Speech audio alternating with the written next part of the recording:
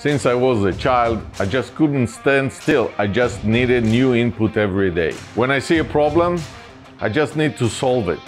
I was always initiating processes. A good solution makes a change. Living in Italy made me fall in love with antiques, history, and art. Many things are symbolized by this bag. Doctor, Italy, history. My name is Professor Haik. I'm the director of the Division of Plastic Surgery and Burns. I'm also the head of the National Burn Center in Israel, and I'm the medical director of our new Bank of Skin and Skin Lab. Skin is one of the most important organs in our body, and it's also the biggest. As a plastic surgeon, we always seek to reconstruct our skin and soft tissue defects. So we created a lab that can grow it, can develop it, and we will find the solution at the end. Please welcome to the stage Professor Josef Haik.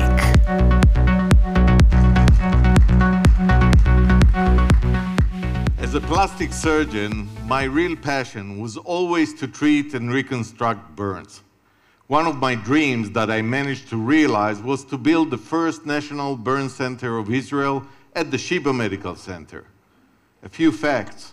Burn Center is a very unique facility. It is the only one in Israel. Burn is one of the most complicated human body injuries caused. It involves the skin. The skin is the biggest organ in the human body. Imagine that if we spread all cells of the skin, we can cover a soccer field. The skin has two components, epidermis, which is the superficial layer, and acts as coverage, and it permits us the life. The dermis is just right under and functions as a support. It gives the quality of life and the quality of scarring in the long term. Our own skin can be replaced only by our own skin and its components. The skin is critical for life. Without the skin functions, all our systems enter in a vicious circle that can bring to death. The skin offers body coverage, fluid and electrolytes retention, temperature maintenance, sensor system, and even immune system. So, in the quest for replacing our own burned and damaged skin, we always try to bridge the gap by expanding and creating coverage with our own remaining skin.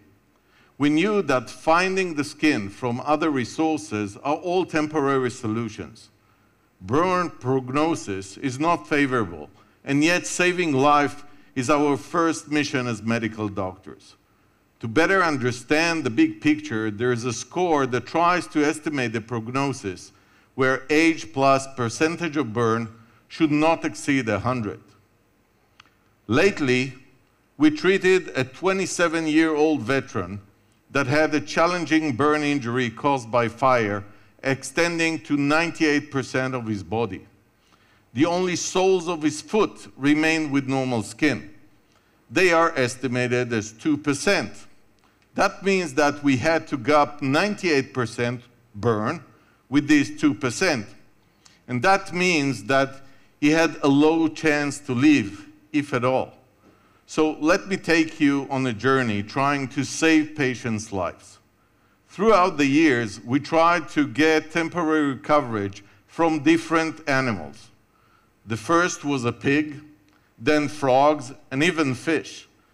But these are all temporary solutions to gain some time so we can get the definitive coverage with the patient's own skin. We try to expand patient's own skin by meshing, increasing each graft size into up to 6 times fold, but it came with a long healing time. In addition, we needed multiple surgeries and to wait between those until we can harvest skin again. Another technique is the MIC technique. Using this technique, we created dots of skin, and then they can be expanded up to 9 times. But again, we need to wait for a long healing between the dots that will grow and unite with time. So the only way to find available skin, almost with no limits of size, quantity, was through growing skin, the patient's own skin. The first phase was to build the epidermis, the upper layer of the skin, as I said, that permits us life. Howard Green, the father of cell cultures, donated and helped us to build the first green lab, skin bank, at the Sheba Medical Center. It is a unique, good manufacturing practice lab that permits us today to grow this upper layer almost with no limit. From a small biopsy of 1 by 1 centimeter, today we reached, in the veteran case, almost 650 small sheets of epidermis. Each is less than a palm of a hand. We managed to create epidermal sheets covering almost a surface as large as a dining table. That allowed us to save the veteran's life. The cells we grow and bank, in the veteran case, for example, can be seen as immortal. Whenever there's need, we can reuse them and grow them again. But in the quest of skin, we still have to improve the quality of the skin that we grow. So we need to look for a dermis layer. Today, relatively new techniques enable us to spray cells to allow significant expansions of the cells on large surfaces. But spraying does not permit us to see or to be sure that the cells adhere or remain even in place. The sheets we grow today are limited in each piece size and are hard to apply and handle, while requiring a long, complex process of manufacturing until it reaches the patient. So, seeking for a better solution, we at Sheba introduced electrospinning, a technology that is in use for other purposes. We miniaturized a huge, clean lab into a handheld mobile device that permits us to weave a nanofiber personalized tissue, printing it on the patient with his own cells. During the application, there's no pain because we don't even touch the patient. There is a full adherence, transforming dressing process into a bedside personalized printing of epidermal substitute. It permits us to use a 1 cc ampule that contains millions of cells and transform them into an A4 cover sheet of epidermal substitute. It is 6 times fold compared to the sheet of cells that we were able to create up to date. In the veteran case, where he had almost undamaged skin, we still used his own cell suspension in combination with the electrospinning device, saving time in the process of making sheets from the biopsy. We improved and shortened the time of cell expansion in the lab and made it easy to handle. We saved the veteran's life.